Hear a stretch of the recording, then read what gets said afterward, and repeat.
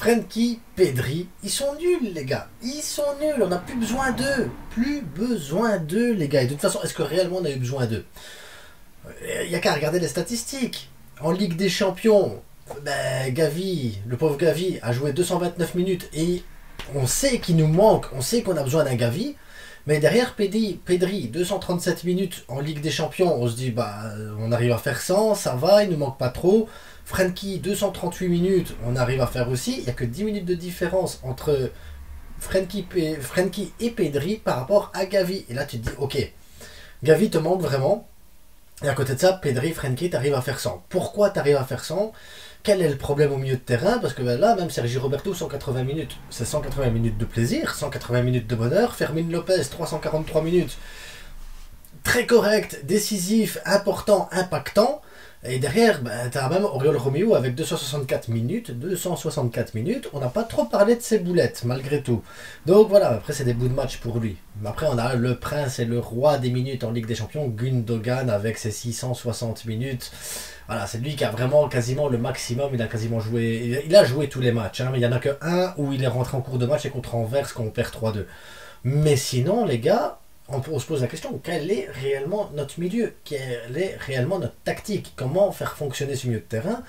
Et c'est pas si évident en fait, c'est pas une question si évidente. Se dire Frenkie, Pedri, ils sont nuls, je pense que c'est non, il faut pas bâcler ça comme ça. Maintenant, se rendre compte qu'on a des profils différents et qu'on pourrait utiliser ces profils-là à bon escient, oui. Maintenant, comment les utiliser? Comment faire? Quels sont les profils de chacun? Quel est leur point fort, leur point faible? Et comment faire les choses, les gars? On va faire une petite vidéo tranquille. Et pour une fois, je ne vais pas démonter Pedri. Et pour une fois, je ne vais pas démonter Frenkie. Bien au contraire, on va les soutenir, on va les aider. Parce que on doit soutenir nos joueurs, les gars.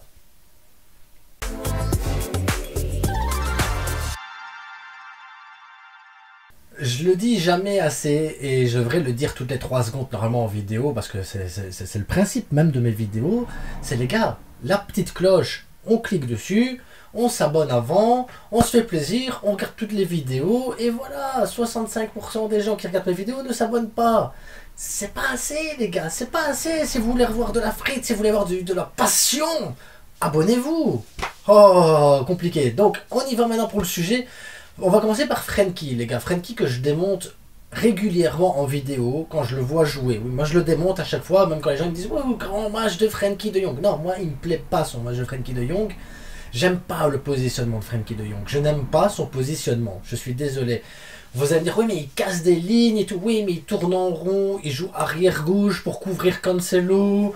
Alors oui, mais il doit couvrir Cancelo. Mais quand il couvre Cancelo, il n'y a personne au milieu de terrain. Donc c'est Christensen qui doit jouer un cran plus haut pour pouvoir prendre la place de Frenkie réellement dans la construction du jeu. Mais Christensen n'est pas un créateur. Christensen, c'est un défensif. Et là, on se dit, oui, mais Cancelo, il monte. Il faut... Non. Déjà, non. Tout l'argumentaire là, il a été démonté sur les derniers matchs. On a joué sans Frenkie de Jong.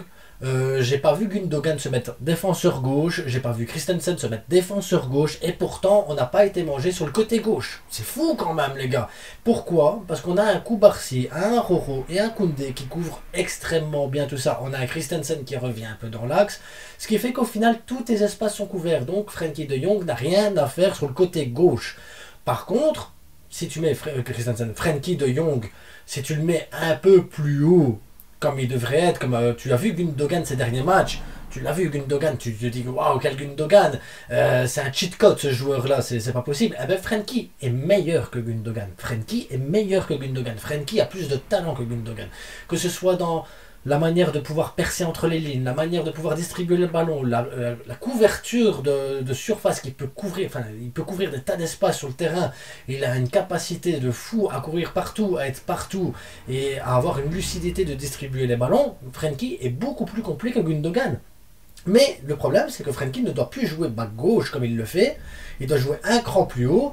Et en tant que capitaine du Barça, en tant que joueur principal du milieu de terrain du Barça, en tant qu'ancien du Barça, il doit prendre les cojones et se dire maintenant je joue un cran plus haut, je prends un peu plus de risques et je vais au charbon. Voilà ce qui lui manque à Frenkie de Jong. Et c'est là le gros reproche que j'ai avec Frenkie de Jong. Parce que venir me dire, oui, mais Frenkie, il est nul, maintenant, regarde, on a plus de verticalité. Oui, on a plus de verticalité parce que les joueurs qui sont au milieu de terrain vont jouer un cran plus haut. Frenkie de Jong, avec un cran plus haut, il t'apporte ça. On l'a vu contre Retafe. Retafe, première mi-temps, je ne sais pas si vous vous souvenez du débrief, pour ceux qui ont vu le débrief, j'ai critiqué Frenkie sur toute sa première mi-temps. Toute sa première mi-temps en bas à gauche, en bas à gauche, en bas à gauche. Je dis, arrête un peu. Deuxième mi-temps, Frenkie était un cran plus haut, il va te mettre un but, il percute, il rentre dans la surface de réparation, il distribue les ballons, il les récupère haut aussi, parce que c'est important d'avoir des joueurs qui sont plus hauts sur le terrain pour la récupération tout de suite sur le terrain. Là, c'était le Frenkie de Jong que je me dis, ça, c'est un Frenkie de Jong, il peut aller chercher le top 5 au Ballon d'Or avec ce style-là, il peut emmener le Barça en finale de Ligue des Champions. Donc, Frenkie de Jong est-il nul? Non. Frenkie de Jong doit grandir et doit gagner en maturité et doit réapprendre à prendre un poste qui peut-être a un peu plus de mal et qui prend plus de risques. Oui, Frenkie de Jong doit prendre plus de risques dans son jeu. Parce que tu te mets maintenant, tu mets Frenkie de Jong en double pivot avec Christensen et tu gardes le même schéma tactique contre l'Atlético Madrid ou que contre Naples, Frenkie de Jong peut jouer un cran plus haut. Et un Frenkie de Jong plus haut, les gars, c'est une tuerie. C'est juste une tuerie. Il n'y a pas meilleur joueur que lui, un cran plus haut. Tout ce que j'ai à dire sur Frenkie de Jong. Et dans ces cas-là, il n'a pas besoin de tourner en rond avec la balle pour essayer de trouver quelqu'un. Non, il n'a pas le choix. La balle, elle arrive, il doit tout de suite distribuer comme Cancelo, à côté Gundogan, chercher peut-être Lewandowski. Lui, il doit absolument percer comme ça pour aller chercher à ce moment-là l'espace entre les joueurs pour apporter le danger en attaque. Voilà, tu n'as pas le choix. Tu dois avoir plus de verticalité dans ton jeu. Frenkie a cette capacité de verticalité, cette capacité de percer, cette capacité de pouvoir jouer, justement jouer, protéger le ballon et avoir moins de déchets, parce que actuellement si tu mets Fermín López à la place de Frenkie de Jong dans ce rôle de pouvoir percer tout ça là, entre les lignes, tu vas dire Fermín López a beaucoup de déchets mais il tente énormément Fermín, et il t'apporte énormément en attaque et c'est ça qui crée justement de l'espace pour un Robert Lewandowski. Robert n'a jamais été aussi bon que depuis qu'il y a plus de verticalité, mais Frenkie de Jong s'il faisait le même que Fermín, il le ferait en mieux. Parce que Frenkie de Jong a cette capacité technique à ne pas avoir ce déchet. Et donc là, moi, ce que j'attends d'un capitaine, ce que j'attends d'un ancien du Barça, parce que ça reste un ancien du Barça, les gars, maintenant, c'est de prendre ses responsabilités et de jouer plus haut. Mais voilà, si Frenkie de Jong le fait, pas de problème. Frenkie sera le meilleur joueur au milieu de terrain du Barça. Et ça, je pense que personne ne pourra aller contre cette idée-là. Je pense. Il y a peut-être possibilité, mais je pense. Maintenant, Pedri, il est nul. Pedri, il est nul. Pedri, oh. Les gars, vous avez oublié Pedri Potter. Vous avez oublié Pedri le magicien. Pedri qui te sort des situations, qui te sort des passes, qui coupe des lignes avec ses passes et tout ça. Pedri, c'est extraordinaire. Le problème qu'on a, c'est qu'on a une mémoire courte, très très courte tous, dans le football. Et comme tout va très vite, on passe vite à autre chose.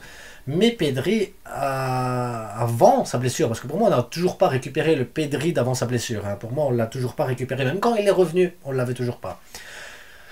Mais le Pedri d'avant sa blessure pouvait te casser une ligne, pouvait te casser... C'est un cheat code, ce garçon. C'est une élégance, une beauté du football. C'est impressionnant. Maintenant, le problème que tu as, c'est qu'il a un profil similaire à Gundogan. Quand tu mets les deux sur le terrain, ça annule. Tu as beaucoup plus de contrôle de balle, moins de verticalité, moins de danger aussi à apporter.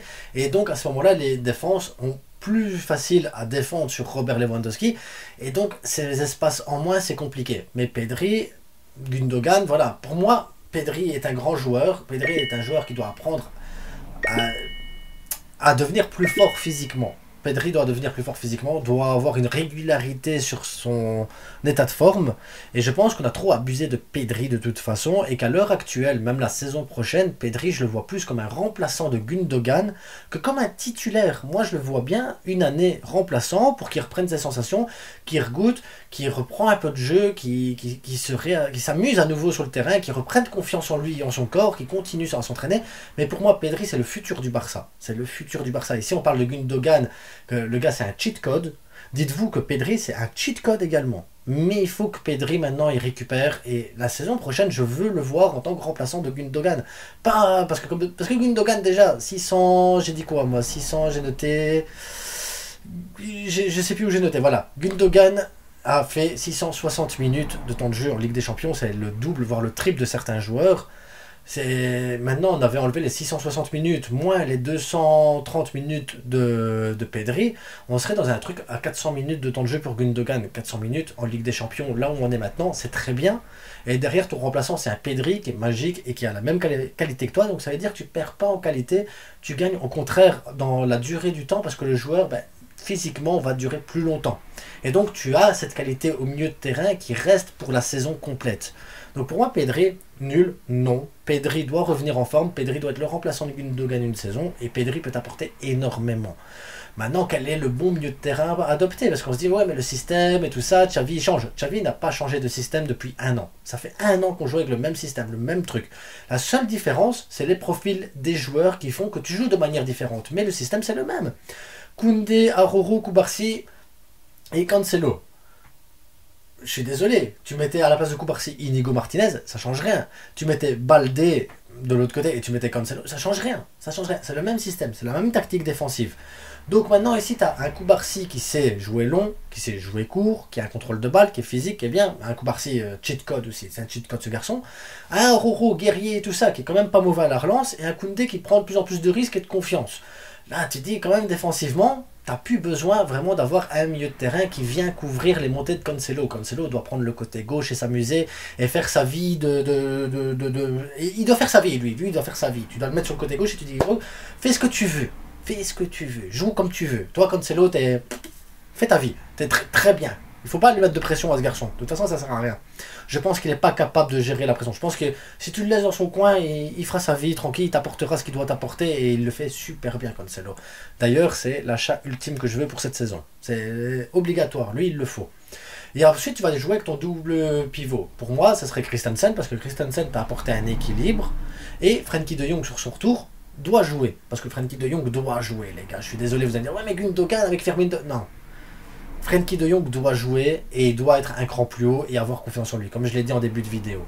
Juste devant, Fermin Lopez. Parce que ça, c'est un truc important. Fermin Lopez fait des appels dans le dos de la défense, fait des appels entre les lignes, va chercher de l'intensité, va chercher du truc, va au pressing. Il calcule pas ses efforts, ce garçon, et il t'apporte énormément de danger. En faisant ça, ça permet à Robert Lewandowski de jouer un peu plus au milieu de terrain et d'être un peu en retrait, ou être au deuxième poteau, ou apporter, parce que Lewandowski est vraiment meilleur depuis qu'il y a Fermin au milieu de terrain. Mais vraiment, j'ai jamais vu un Lewandowski aussi bon, parce qu'il a les espaces, parce que Fermin dérange, parce que Fermin bouge dans tous les sens. Donc même le jeu sans ballon de Fermin Lopez libère tellement Robert Lewandowski que les deux, t'es obligé. Et là, le problématique, c'est, bon, côté droit, Lamine Yamal, on sait, c'est Lamine Yamal, c'est le titulaire, il n'y a pas de souci. Maintenant, on a le côté gauche, il y a un problème sur ce côté gauche, les gars. Et je vais vous expliquer pourquoi. Vous allez me dire, tiens, c'est bizarre, t'as pas encore mis Gundogan. Mais pour moi, Gundogan doit jouer sur le côté gauche.